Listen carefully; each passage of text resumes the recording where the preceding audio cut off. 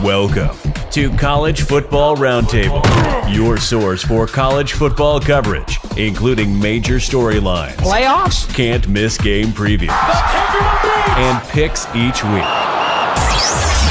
Join your hosts, Dan, Rob, and Jordan at the Roundtable for a show unlike anything else. As for Football presents the College Football Roundtable.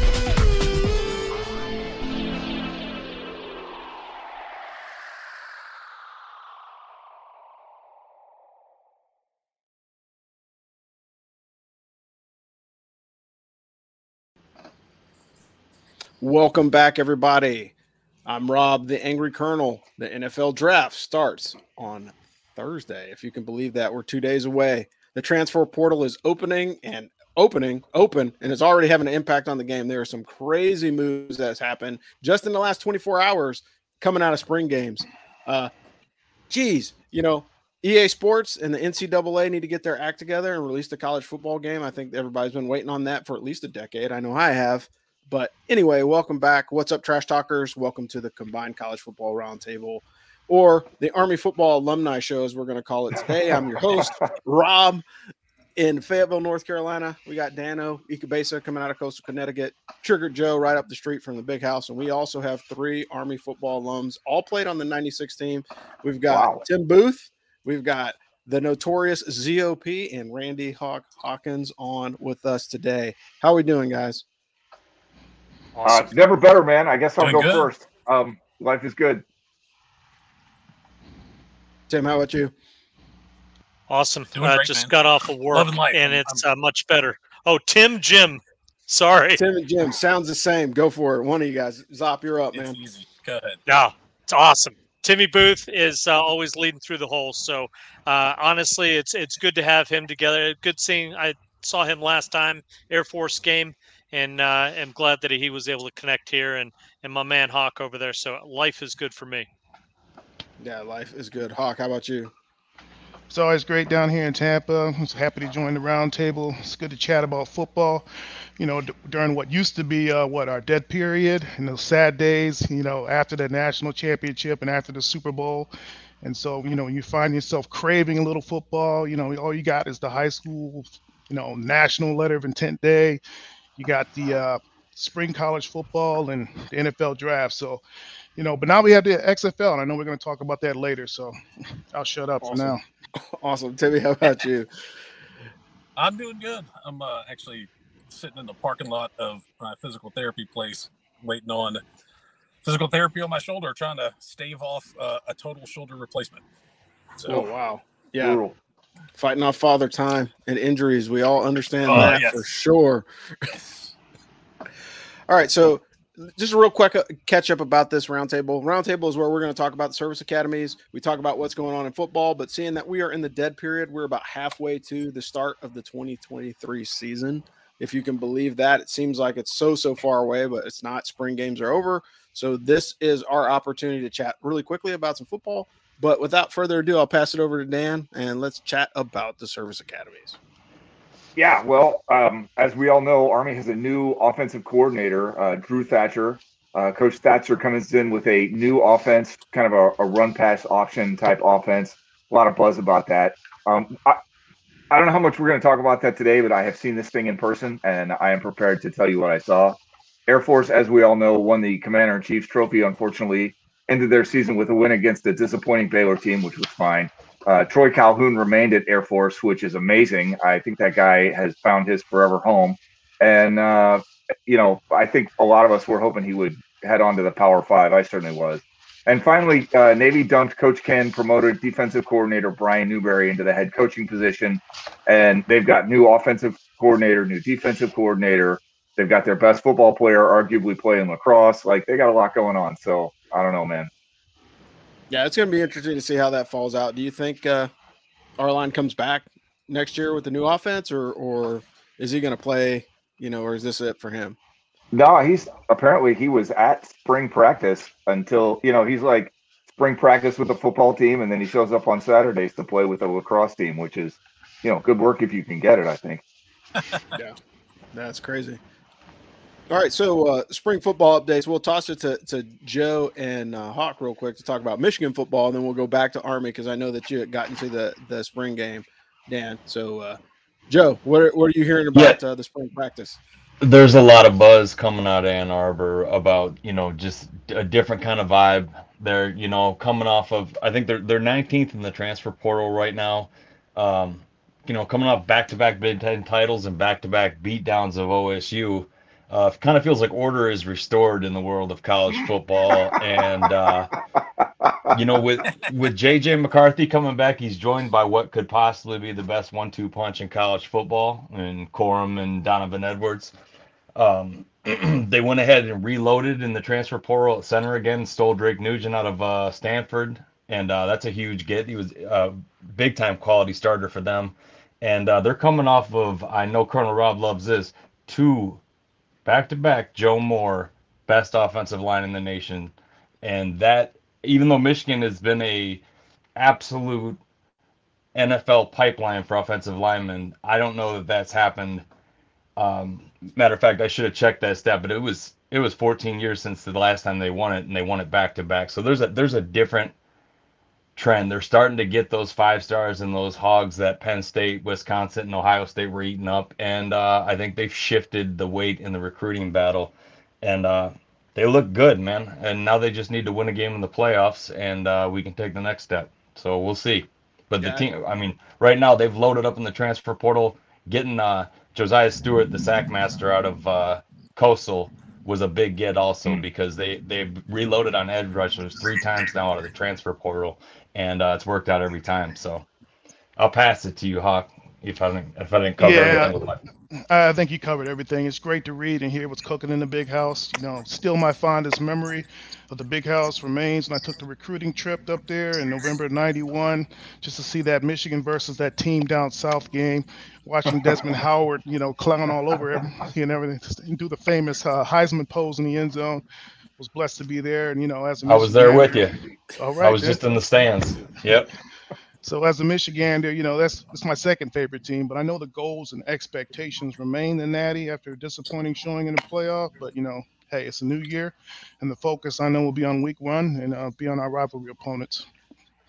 I think people love to say a disappointing playoff appearance. It was 2 pick-sixes, and we're playing for the national title. That's it. They lost by 6 points, but they put themselves down over 2 pick-sixes. And JJ McCarthy just, he had jitters, threw a couple bad passes. They, give him those 2 back, different ball game. So. Yeah, I mean, are you a little bit frustrated you the can call fact it that down. so the jitters were last year. And this, this past year I thought was supposed to be that over the hurdle, we're done with the nervous energy, and he's supposed to lead the team instead of create the mistakes. That might have been a national look because that's what's expected at Michigan. But as a Michigan football nerd, I didn't expect it. He was still brand new starting in the Big Ten to me, and I hadn't seen enough out of him yet to call him anything more than a true freshman and experience last year. So I think I don't think you've seen the best of him. I'll tell you that. I think he's still got a lot of growing to do, and I think this year we'll find out whether he's very talented at a mid-major level or he's very talented at the national level. I think he still has a step to make, or maybe they were wrong about him, which that happens from time to time. Yeah, that's fair. All right, so Dan owns up. We'll open this Michigan. Up. Go ahead, Timmy. I was just going to say, Michigan still has a football team. I'd forgotten about them. I didn't realize that they still existed. Since they don't play. They don't have TV. They don't have TV. They don't have TV where you're at. See, and that's why you're in physical therapy right now. There you go. Yeah, so I mean, I really think the story of JJ McCarthy is going to be the story for, and that's the story for most teams at the collegiate level now, is how well do the quarterback plays. Because the quarterback play is so essential, particularly when you're running, an option type or a heavy pass. Like either way, quarterback has to make decisions. There's no schools, probably with the exception of like Wisconsin, who always gets a 5-star running back year after year, that you can just hand the ball off to over and over again. But all these teams now are starting to move towards that quarterback position being a lot more responsible. And, we knew it was going to be, as JJ McCarthy went, that's how Michigan went. And same thing. Look at Stetson Bennett. When Stetson Bennett had to pull it out and start performing against TCU, didn't take him long to kind of, switch gears and take over that game in the championship. It stings a bit when you lose one of the front runners for the Heisman second to last game of the year too. I mean, that's adjusting on the fly. Not to make excuses, but losing Blake Corum hurt badly. And anybody says that's a homer statement hasn't watched Blake Corum, because he pretty much their offense ran through him. Yeah, that's fair. And speaking of new offense, let's talk about spring football at Army. Dano, I know you made it to the spring game, so what are your thoughts on the spring game, and kind of break down what you saw? So it was fun. That first thought is just as a observer, like, it's fun. Jim, did you see it? Zop? No, I didn't get I only read the recap. I heard it was fun. I heard a lot of different perspectives from people chime in, but it said it was exciting. It's very new. 15 days of practice is not going to enable you to master this type of offense. So we have a lot of growing to do over the summer. Yeah. So bottom line, Army is in the shotgun. Like, it's a pistol set with a slot receiver and a wide receiver. That slot receiver, I guess, takes the old slot back and is just, a receiver now. So they give you a triple option set, but it's like 5 options. You've got to dive to the running back, quarterback keep, throw to the slot receiver, quarterback keep to a draw, quarterback keep to sprint out with an RPO on the edge, or a quick throw or pitch to the wide receiver on the edge. And that's just the basic stuff, but that's like 5 things with the football going everywhere. And, so your quarterback better be the smartest man in the room. Right there is a good point, because a lot of our option that we went with last year was predetermined. So we predetermined dive, pull, for the last pitch, everything else. 3 or 4 years, it's been that way. Yes. Correct. Yeah.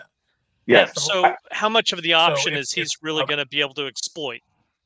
Well, I guess yes. Okay. So it's clear that the offensive coordinator was calling a lot of stuff rather than giving reads to the quarterbacks. I don't know how much of that's going to change. I guess with the under center flex bone, it's a little less obvious, at least to the casual observer, like what the call was. Was that the fullback dive? Was that the midline option, like inside veer? Like, this, you can sort of see the play set up. Like, the ball goes to the perimeter a lot more, but they are also trying to accomplish like more stuff. Not necessarily in more ways, but just the ball's going in a lot of different directions versus, keep, pitch, dive, whatever. And that's not a knock or anything. I'm just telling you what I saw. So it'll be interesting. I know we're going to do more on it. There's a whole blocking scheme, and there's a whole scheme based on whether or not the quarterback pivots. And I don't know. I mean, definitely in this show, we're not going to get into the details, but it was cool. One thing I will say is the recruits that they have, every recruit I've seen is like a monster. Like, they're all 6'3" plus. They're all tall. So that's good to hear, Dan. So you're saying Zop and Hawk wouldn't have gotten recruited in the No, probably not. I mean, seriously, it's, I think the whole statement was, man, you looked a lot bigger on film. Well, on VHS, everybody looked big. Yeah, so it was what, 2 or 3 years ago that Army took Michigan to overtime in the Big House. That's 3 I want to see Army get back there. Yeah, so do we all. I want to see Army be, and they can. They can. So what concerns me is I don't have a feel for how much pass blocking the offensive line is going to have to do and what that's going to look like. Because they're totally throwing the ball, and quarterbacks look good throwing the ball, and they got Isaiah Alston who will catch anything you throw at him, but there's more pass blocking going on there, and that's like, you're going to LSU, you're going to throw against those guys. Yeah, Tim, go ahead. Tim. The RPO game, it's run first, right? So really, there's not pure has reads, but you still have to fire out like you're hitting them. They might be run. So speaking, I have to worry much about like a pro style sit in the pocket kind of pass rush. The ball's got to get out of the quarterback's hands quick in that offense. Yeah. Well, and they were they had two different quarterbacks. They played Dwayne Coleman and Bryson Daly, and they ran the offense differently depending on who was in there, which I know that always happened, but it was totally transparent this time. With Coleman, who I guess is probably less experienced with it, they kept him, I don't want to say in the pocket, but they weren't running him all over the place. When Daly got the ball, he was running. Like that dude was on the move every snap. So that'll help. Bryson Daly looked pretty good in any type of set, running or throwing last year. So I think that's going to be a great option for us taking this new offense and putting it into motion. Well, and you only need a second, right? I mean, you get a second off the play action from the handoff, and then you can pivot and do a couple of things. And he's only got to get an opportunity. The thing that concerns me is, like I said, if teams are just totally blowing up the O line and smashing the mesh point, then that's a problem. But let's see how it goes. I'm not being negative. I'm just telling you what I saw. Yeah. So really quick for the football alums here.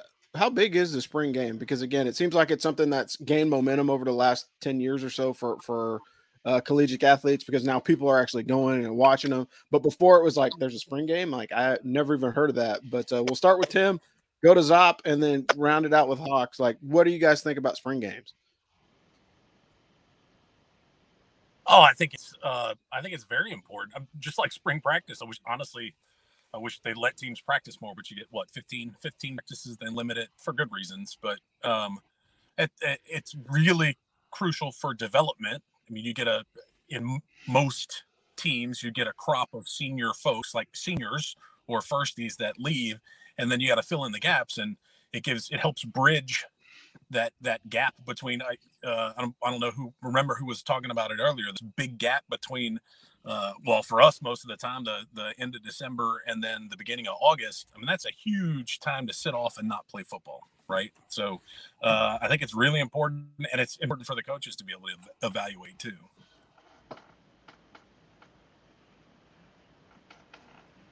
Zop, you're up.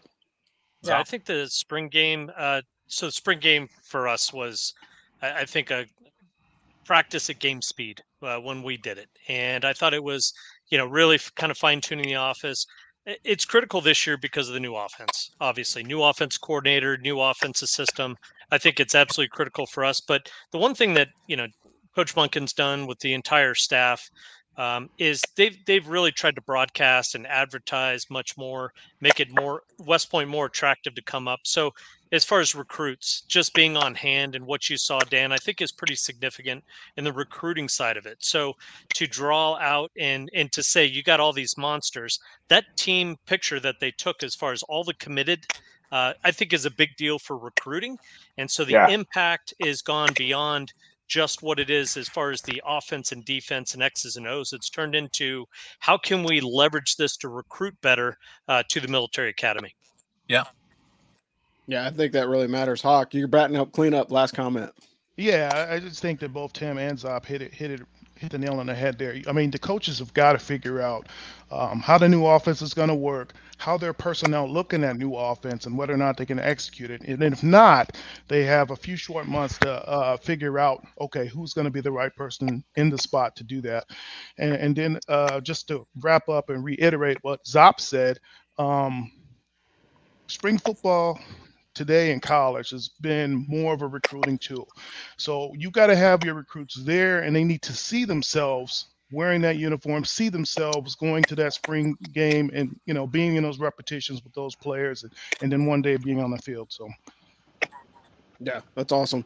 And I can tell you one thing that probably will never change at Army. If you're a wide receiver, you're still going to be stock blocking. So work on your downfield blocks. Like that will never change. I think that's going to be locked in stone forever, because the ability to run is also tied to how well your receivers block downfield. And that's one of the most unspoken about parts of Army football is the wide receivers are busting their butts play after play, blocking downfield. If they're not running routes, they're running downfield and they're picking off a safety or a corner. And again, that's one of the least observed parts of the game, but it's very, very important. And we'll move on into the FPI rankings. For what it's worth, like these things are garbage until you actually get into the season and we start playing some games. But right now, the top 10 for your preseason, like it or lump it, is Hawk and and Joe's favorite team, the Ohio State University Buckeyes. You've got Bama's number 2, Georgia's number 3. No respect at all for the back-to-back national champions, and I don't understand that. I'm sure it'll correct itself once we start playing ball. You got LSU, which is number 4. That's not good because a future Army opponent. You got Texas, Michigan, USC, and Clemson 6, 7, and 8. Notre Dame and Penn State round out the top 10. Army is 102, Air Force is 86, Navy is 108. These ratings, again, are not worth the paper that they're written on in the preseason, not indicative of how they're going to play. And I've never understood FPI rankings because I think they're just too much opinion and not enough analysis. But thoughts on the top 10 and where Army and the other service academies are placed. We'll start with Joe, move to Dan, and then we'll close out with Zop. I tell you, that is the Blue Falcon of the week, is the FPI rankings, because thanks a lot. Let's go ahead and piss George off. The rest of the country thanks you. We needed that. Give them some bulletin board material day one. Hey, look, fellas, we're number 3. Let's ratchet it up a notch. Yeah, these don't mean a whole lot. I'm glad Michigan isn't too high, even though 6 is up there, but it's been a curse anytime they've been overrated in the preseason. But yeah, I don't. There's a couple of teams like Notre Dame, USC, Penn State, Texas. They're gonna have to prove it to me through 5 games before I say they're top 10. But who knows? In LSU, that would be a large step from where they finished the season. So yeah, they're pretty much They won the with a SEC grain of West. salt, but give you something to talk about. Yeah, that is true. LSU did win the SEC West, and again, it's like which It conference? was an anomaly of a year in the SEC West, though, wasn't it? Wins matter. Wins and losses matter. They do. Yeah. They do. But, you must have been watching the Michigan losses, because that means you missed every game but 2 in the last couple of years. So when you said they still have a football team, they might only show the losses where you're at, and that would only be 2 in the last 2 years. So. Nice. No, LSU. I give them all the credit, man. That was a wild year in the SEC, though. Yeah, I think Tennessee would have run the table had Hendon Hooker not got hurt, and I think that really changed the game. Again, at quarterback play, even though they came and showed out the next game, like they kind of fizzled off in performance after he got hurt. So I think that's part of it too. Dano, what are your thoughts on FPI? So there's 2 different kinds of rankings. You've got these, and you've got the SP Plus rankings that are a little bit more scientific. And all the preseason rankings are heavily dependent on recruiting rankings, and of course, Army's never going to be up there in the recruiting rankings. One thing I will say is that the FPI rankings are heavily skewed towards conferences because they're trying to predict who's going to make the college football playoff. So, I mean, the only interesting thing is that Air Force at 86 is in the Mountain West, and that may say something about what they think about the Mountain West, more than anything else associated with anything with these rankings. Yeah. All right, so let's hit some other headlines. Joe, let's talk about what else is going on in college football. Well, how about Coach Prime at Colorado? They're number 1 in the transfer portal right now. But the big story and what you and I spoke about over the 43 kids total from the last year's roster are no longer there, and I know that it's my time to talk about this, but I got to get you guys' opinion on that. What do you think's going on there? You think that's Coach Prime saying, hey, you're not going to play here, so you might as well kick rocks and find a spot that you're going to fit in because I'm not going to play you? I mean, because it's not that he can't have lost 43 kids at Colorado. You're in a better place. You got Coach Prime there. ESPN's got you your spring game on. They're broadcasting it live. You're already sold out. So what do you think that is? How do you lose 43 kids? Because I think he's obviously going to be successful. But hey, Tim, what are your thoughts? And we'll go to Zop and Hawk. Well, he walked in on day 1 in his first team meeting and said, "Most of you will never play for me." Yeah. Don't know if that was, checking their manhood or what, but he flat out told them. And so there's lots of good, but there's lots of bad with the transfer portal. kids can go, if one school is not the right fit, that they can go somewhere else. But it also leads to, well, I came in as a highly recruited freshman and I'm not, so I'm out of here, right? It breeds some really bad habits, borderline quitting, in my opinion. Agreed. But it's probably a combination of those two things, in my opinion. Dion really hard on him, and then probably, being truthful and what you don't think many of you are going to, make the playing field, and then kids seeing that and thinking, well, I'll just go somewhere else.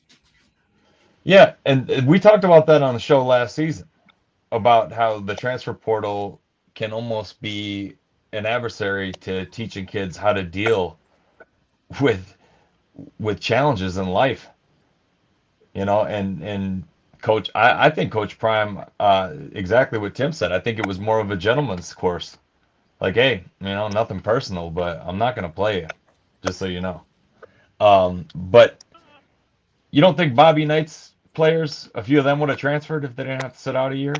No. And I think a lot of those guys say they're better men after stuff like that. Even though I'm a Michigan fan, I respect. I bet a lot of Bo and Woody's players would have transferred if they didn't have to lose a year of eligibility. There's tough coaches in life, and I got to lean towards Tim's way and say that iron sharpens iron, and a lot of times a tough coach isn't necessarily a bad coach. A lot of times it's what you need, not what you want. Zop, you got a hot take?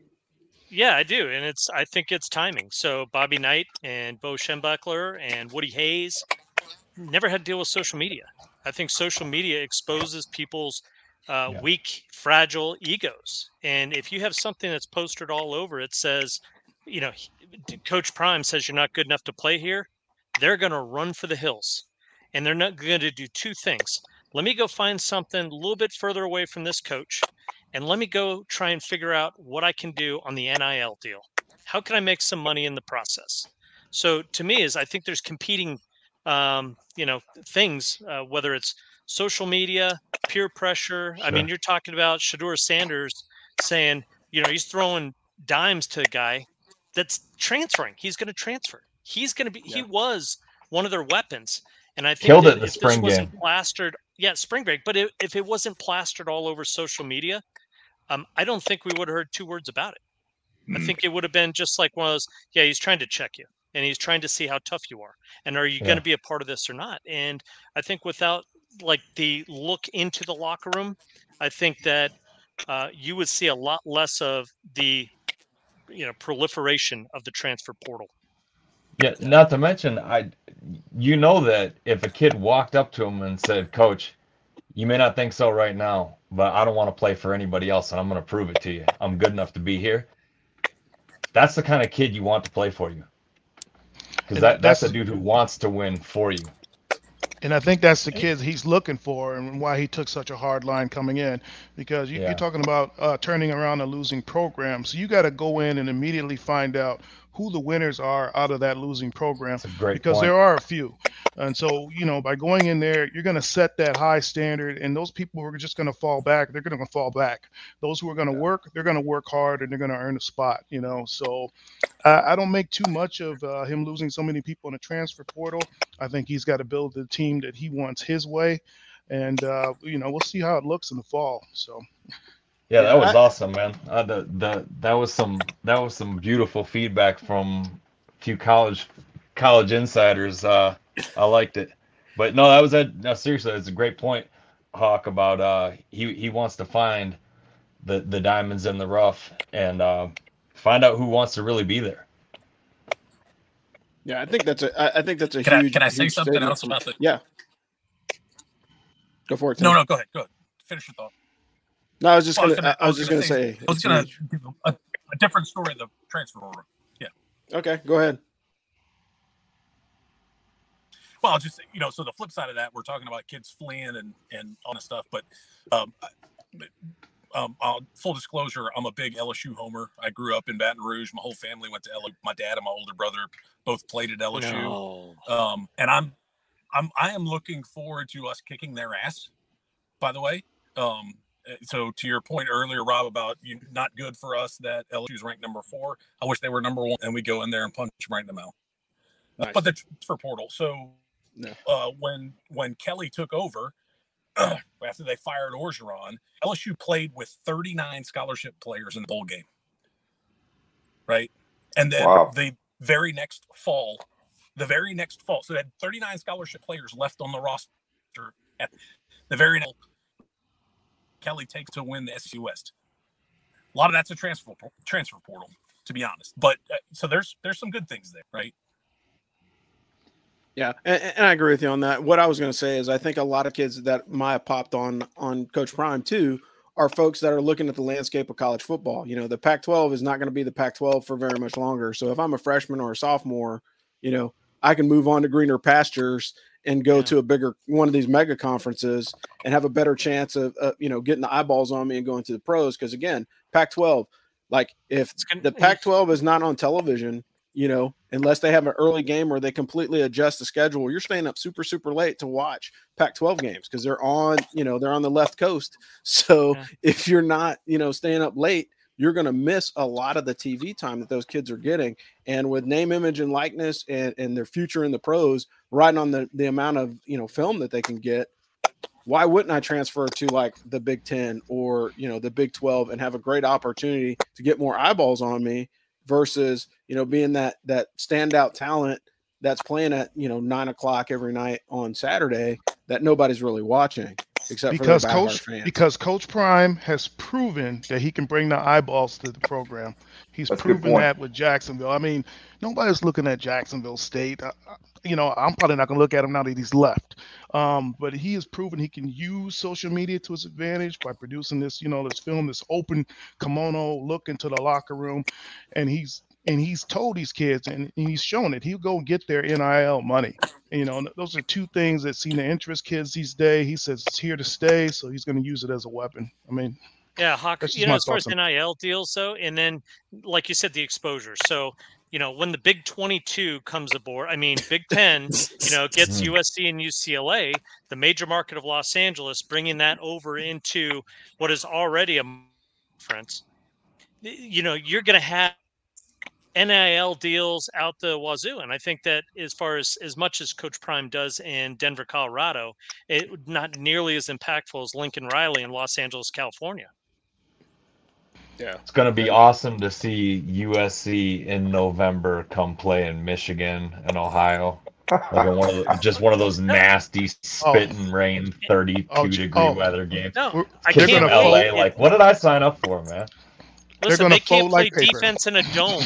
They can't play defense against Tulane in a dome. And the Pac-12 is notorious for playing zero defense. So until they can wake up and say your new culture is you have to play a little bit more defense. Now, it's not as good and solid top to bottom as the SEC, but UCLA and USC, really fun to watch on the offensive side of the ball. Very depressing to see all these athletes that cannot line up and play defense. Yeah. Well, you know, and that's like Penn State was going to dominate. Nebraska was going to be a problem and contend for titles. Okay, play that schedule.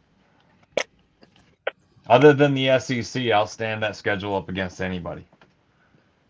You got to go play in Ohio and Michigan in November. Have fun. Yeah. Penn State, Michigan State, Iowa, all those teams hit hard and they play in cold weather. Yeah, I think that's going to be a little bit of a culture shock. Plus, having to play defense, I think it'll be for those teams that are used to scoring, hanging 35, 40 points a game. They're going to be in shock when they get 20 points or 2 touchdowns, 14 or 17. They have 2 touchdowns and a field goal. It's freezing cold and they're getting smacked in the mouth. And that's going to be across the board in the Big Ten. And then, or your starting quarterback gets concussed in Columbus. You know, stuff like that happens. Yeah. Yeah, for sure. From the fans throwing stuff from the horseshoe. Yeah. It's a brutal environment. Brutal. You classless heathens. I didn't say it. Yeah, but that LSU comment, Tim, that LSU comment was because most Michigan fans expect them to be undefeated. When I was a little kid, I was either playing for Michigan or LSU because I love their helmets. So I've always been a closet LSU supporter. I just always expect them to have 1 or 0 losses. So when they don't, it's like, bad season. But Yeah, that's fair. But again, it goes back to like we were talking about NIL and everything else. Hey, the NC2A game has been delayed. We talked about that in the teaser. I think it's I think the main thing that will make that thing a great selling point is if they work out all the issues that the Madden game has, because year after year people complain about Madden on the platform. So if it's not a good game and your team is not in it, I don't think it's going to sell the way that the previous versions of the game did. And so we'll see what happens. We'll run down the current standings in the transfer portal. Right now, you've got Colorado is number 1, LSU number 2, Auburn number 3, USC number 4, Florida State, UCLA, Ole Miss, Oklahoma, SMU, and Oregon are all in the top 10.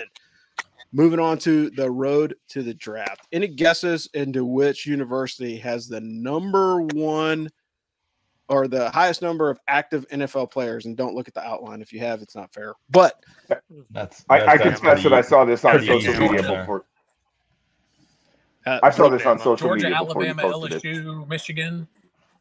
It's gotta be Bama, Georgia, Buckeyes. Yeah, so right now your top 5 with active players, or we'll say the top 6, because Alabama's a class by LSU's itself. up there. Yeah, Bama has 71 active players in the league as we speak. They have 2 teams. Yeah, basically. Ohio State has 60 players in the league. LSU with 58. Clemson has 37.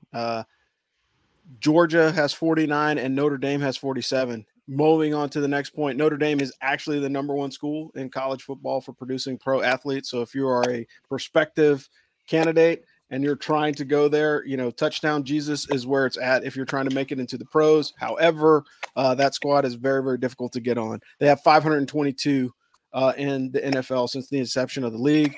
USC is number 2 with 479. Buckeyes have 479.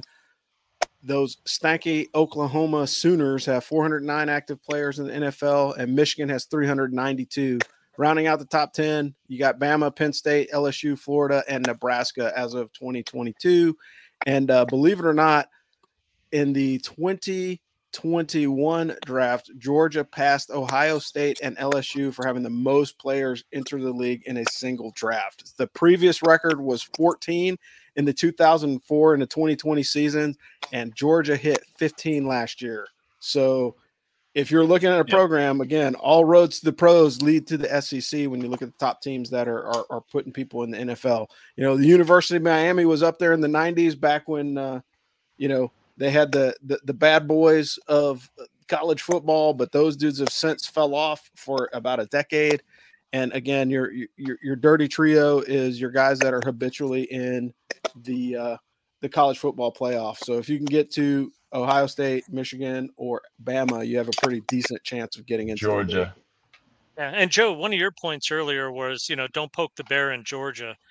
Georgia sent all these people to the draft, and Kirby has shown the ability to reload. So to your point is when you're saying you put them in number 3, he's already proven that model that he can re-recruit and institute, just blend them on into the system and just beat the tar out of people. So beware. I think it's a beautiful mix of finding transfer portal starters for absolute the exclusive positions, the ones you absolutely have to have somebody with experience at, and then filling the rest with super athletic freshmen. And it's like he reloads, and they might be first half of the season look one way, and the second half of the season they look like a different team. It seems like it's the Bama model, except he's better at it, better at recruiting. Well, he learned it from the master.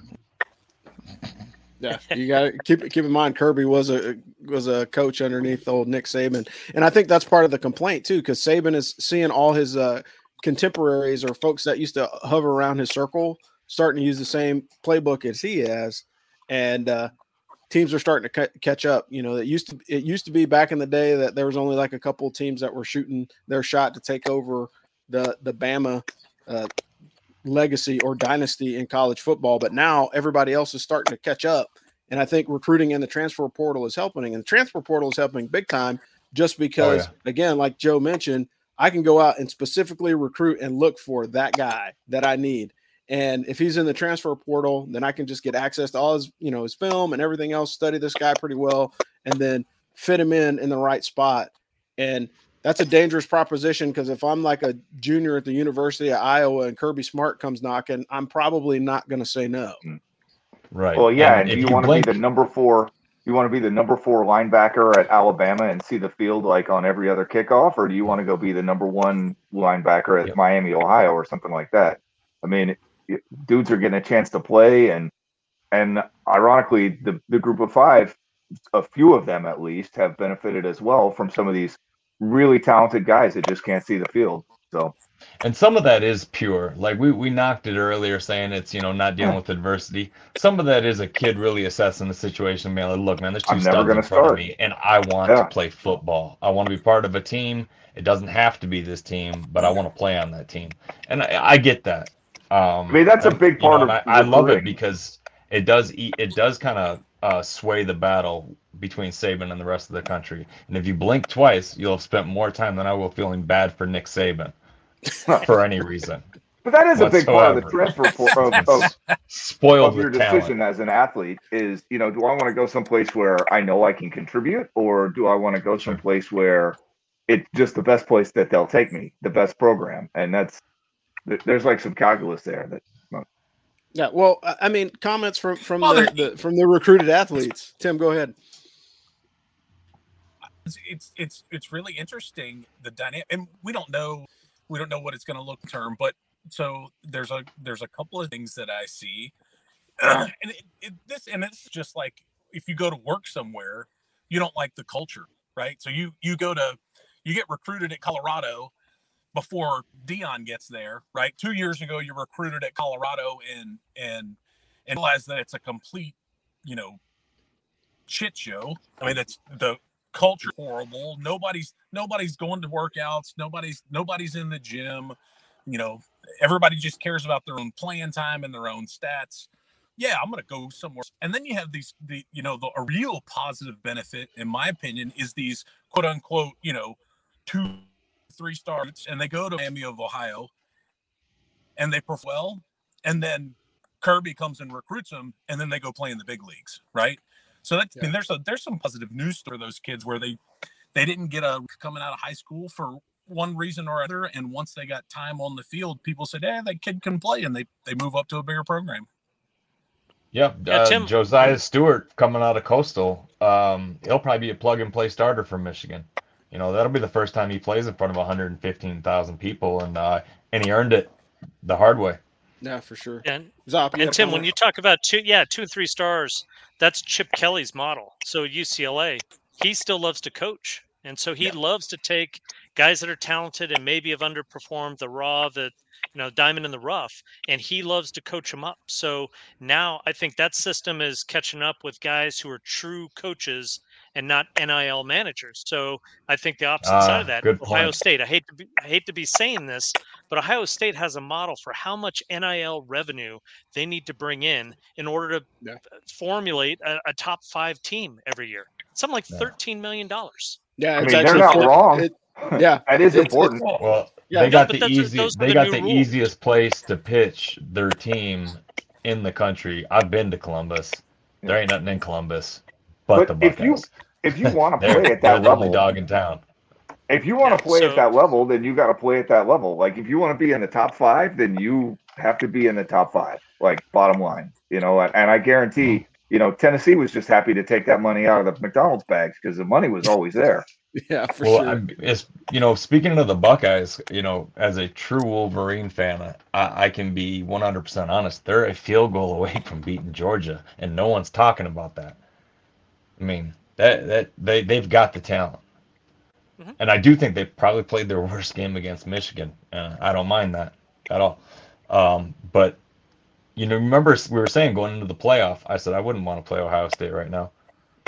Not after. And Ryan Day's a great Michigan coach. Did.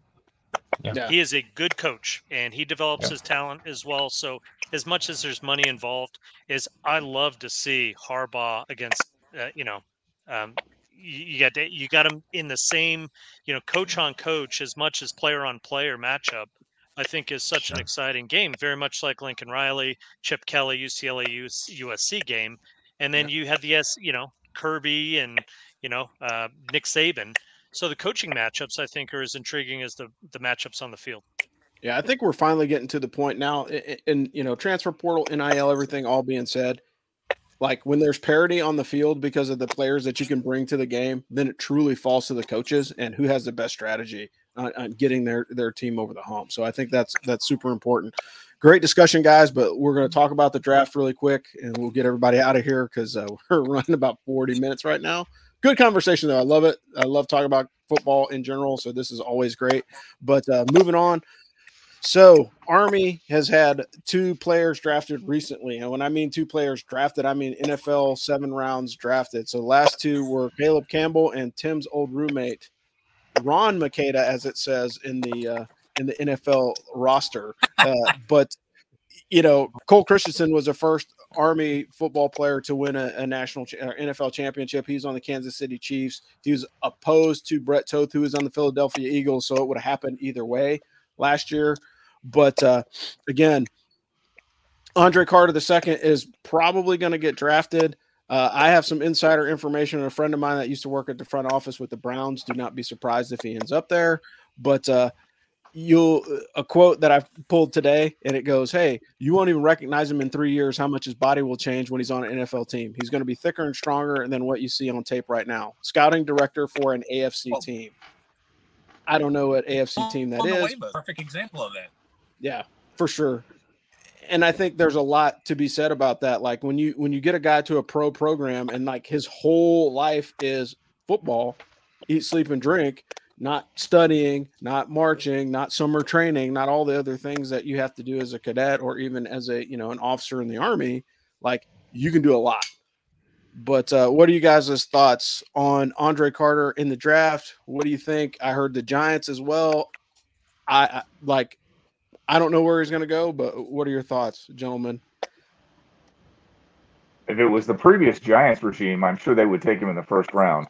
But I don't know. I haven't really followed the draft super closely. I like the draft, but I'm definitely not going to sit down and like watch it on TV. I'll read about it the next morning in the newspaper. I guess that just shows how old I am. I'm excited for him though. I mean, it's exciting that he's getting this opportunity and that they changed the law to let him do it and all that stuff. It'll be good for the program, and I don't know. We'll see if he winds up in the Giants. I sort of doubt it. I don't know. I think the Giants have other needs, but we'll see. I really don't know. Well, being a avid Lions fan, it's just kind of like being in an abusive relationship. If there's a Hall of Famer behind him in the draft, then he'll end up a Detroit Lion. I'm a Raiders fan, so I'm also scarred from draft and draft pass. So I won't be watching the draft. I'll have the ticker running because I want to see where Andre Carter goes. But aside from that, I'm like Dan. I'll read about it and all the analysis that happens after the fact. So draft-wise for me, as far as I think that the Senior Bowl was a good opportunity to see how he measured up against the best linemen in the class. Andre, I think, had a tough break this year because he was the player that our opposition had to block. So he got doubled, chipped, smashed. We talked about this preseason last year. So the fact that he was able to go out, I think at the Senior Bowl, I think he performed well. His drills, I think he did pretty well. His measurables, his speed, quickness, everything like that. But I think the one thing that, to improve, I would say if I characterize Andre Carter, you got to take him because I think you can make him bigger, stronger. You put him in a professional program. So I would say, third, fourth round, I would take him. Definitely. It's not a flyer. I would say definitely invest in Andre Carter. But the guys the comparative, the 2 linemen's edge rushers that I'm looking at, Tyree Wilson from Texas Tech, and then you got Will Anderson from Alabama, who absolutely mauled tight ends and tackles one-on-one, and when they were, facing the run. So that's the one thing. If Andre Carter can get a little bit better there, his stock, or if his perceived, against the run capabilities can improve, I think he could actually move up the draft board. Yeah, I agree. I think that was one of the things that I saw watching him this year was like they kept putting him in rush situations, even though it was like first or second down. And it's like, hey, man, like we got it. Let him play linebacker.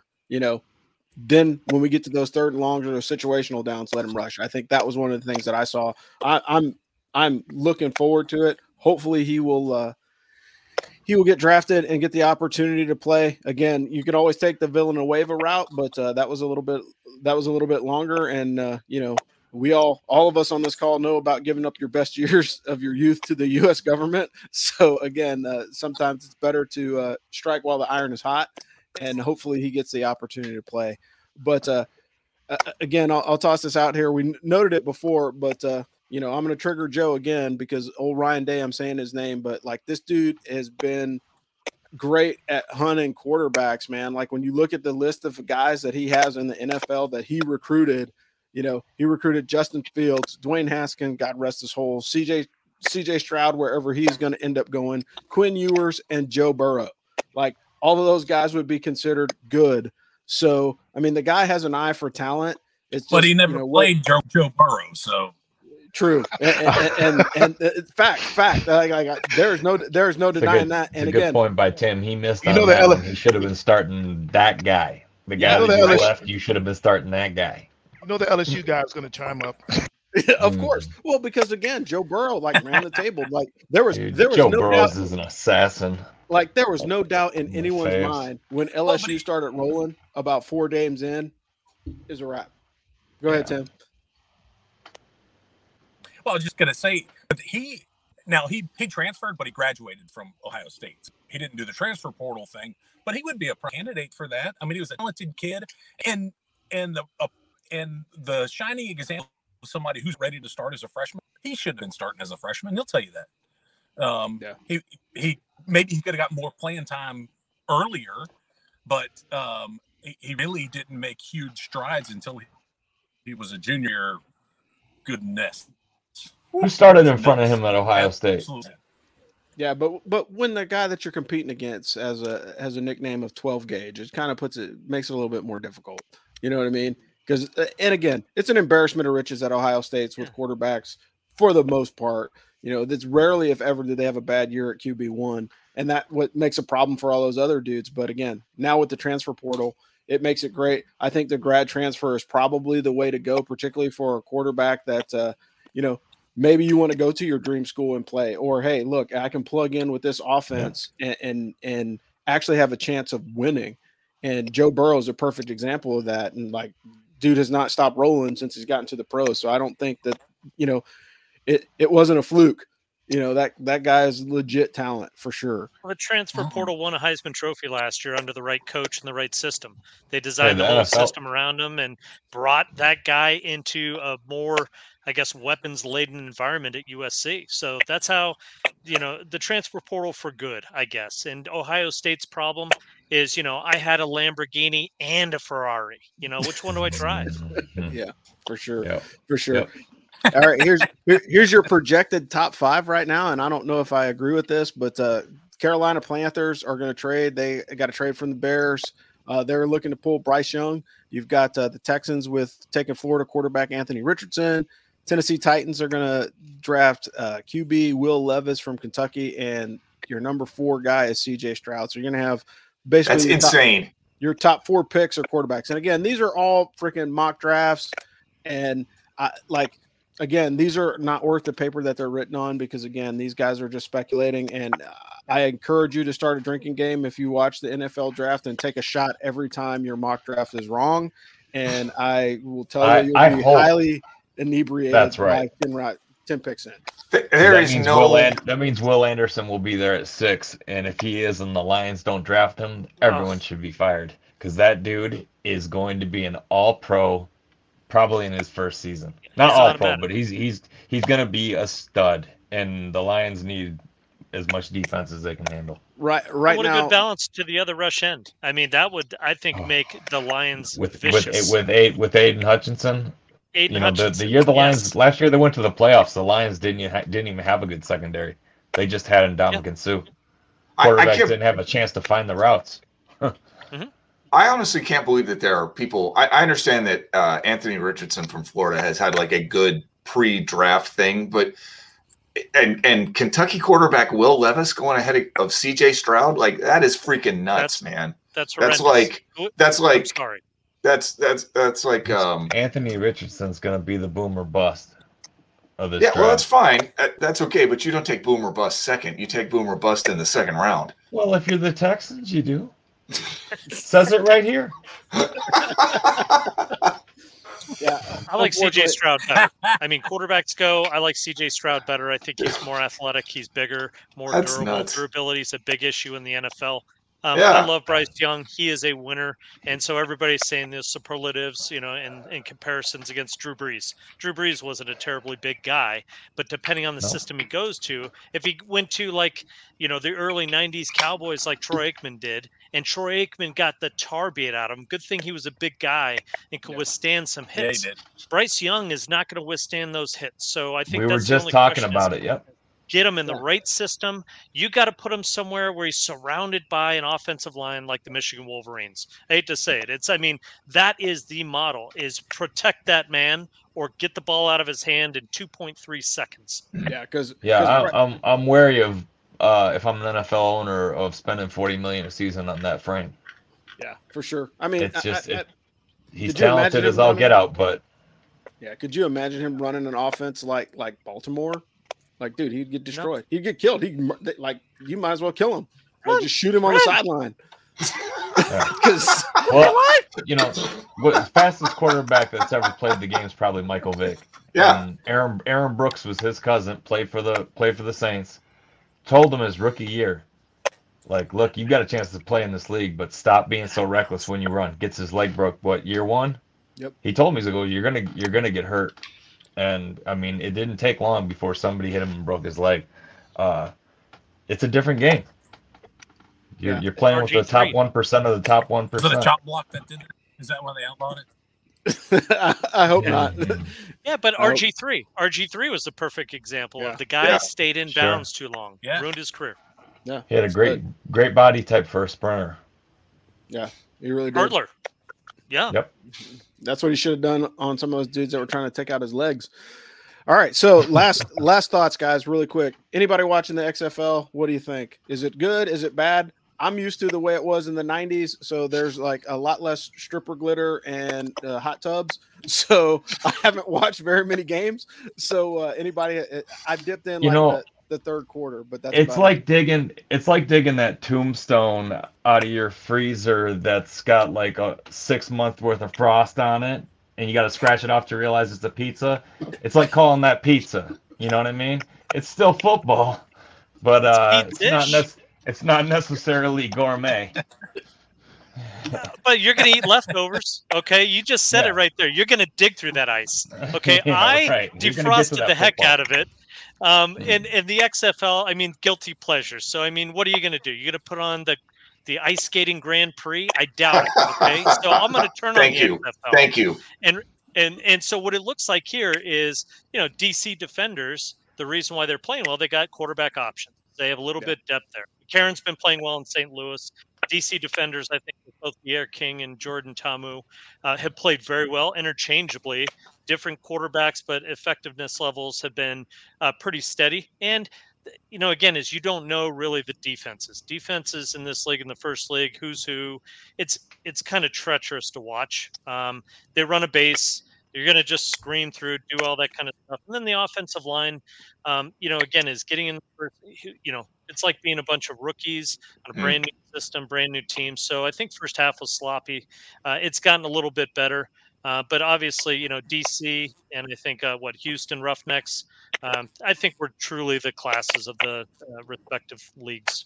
North and South. And I think I'm going to agree with everything Zop said, and I'm going to upgrade that Barron's Pizza to a DiGiorno pizza. I'm going to watch this weekend to see who's going to be in the championship for the XFL. So, it got a little interesting in the end. It got exciting. It got better, like Zop said, in the end, especially with the Battlehawks, even though they didn't make the playoffs. But, we'll see how it turns out. I think this weekend's going to be good, and then a couple weeks later, championship. What I'm not going to be looking at is probably the USFL, and that just started last week, I think. It's poorly timed, right? I mean, you had NFL season, then you had the full XFL season if you weren't done with football. And now here comes a third league, and they, their players aren't probably as good as the XFL players, just based on the few people that I know in each league. And it's just, I think that's a tough ask. They're not even in the hometown in the hometown cities either. They're in like four hubs. You want me to watch? Let's get the champions of each league to see which league's better. Yeah. That would be interesting. I'm sure that they have that in the books. And which league is it sure that they want AJ to do that. McCarron's is playing in? He's playing in the XFL. I'd go XFL. I'm going XFL. Well, they came out of the blocks. I just read the story about it, about why he's doing it, and I thought that was one of the coolest things. Like, a lot of these guys are just dudes who love the game, wanting to play some more football, and he could have been on a roster in the NFL, but he wanted his sons to see him play football. And I thought, like, dude, that's one of my favorite stories about football this season. And he's playing well. Yep. Yeah. Cool.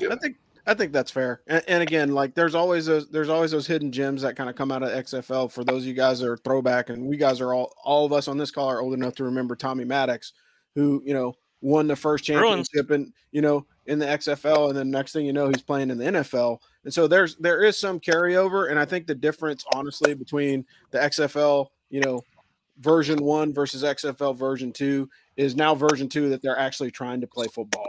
Whereas before, I think it was a long commercial for WWE. Yeah, but Herschel Walker, the New Jersey Generals, and you had Jim Kelly, Houston Gamblers. You had, Michigan Panthers, USFL. Anthony Carter played for the Michigan Anthony Panthers. Carter. One of the So best you had some players of all highlighters time. Yep. And so for that's some of the legends of NFL. USFL. Yep, that is, yeah. But now as far as XFL, I think that, to me, is their uniforms are better. There's a lot of red. There's a lot of red in the USFL, and it's pretty horrible. I mean, it's like I can't even. It's inter-squad scrimmage, like the Maple Leafs and the Tampa Bay Lightning in hockey. It's kind of brutal. Who's playing here? I don't own any red clothing. All right. That's awesome, man. We know why you don't own any red clothing. It's actually scarlet, Joe, but we will save that one for a little bit later. If you hey, feel guys. like a bigger man calling it scarlet, then you go right ahead. Yeah. You can wear Red Wings. That's right. All right, guys. Hey, this has been great. Hey, for the college football roundtable, because we had a roundtable this time for sure with 4 or 3 other guests on here. I really appreciate you guys coming on. Thanks, Tim, Zop, and Hawk for jumping on board. Comments, as always, were always great. Hey, we'd like to do this again. Yeah, we got to do this again as we start getting closer into the season. Definitely, spring games are exciting. We're looking forward to the draft. Hopefully, Andre Carter will go somewhere in the first 3 or 4 rounds. I think he's projected to go in the 4th. XFL playoffs are this weekend. The championships the following weekend. And hey, you know what? As always, beat Navy and watch a whole lot of football, because we're at the midway point. You're going to blink twice, and we'll be starting the season, and we'll be looking to follow the Army football season again. But I'm Rob the Angry Colonel for your local team here, and we got Trigger Joe in the home of the big house. We've got Dano Ikebesa in coastal Connecticut. We got Tim, Jim, and Hawk, the Army football alum that were gracious enough to come on the show today. And we'll see you guys next time. Thanks. Beat 'em.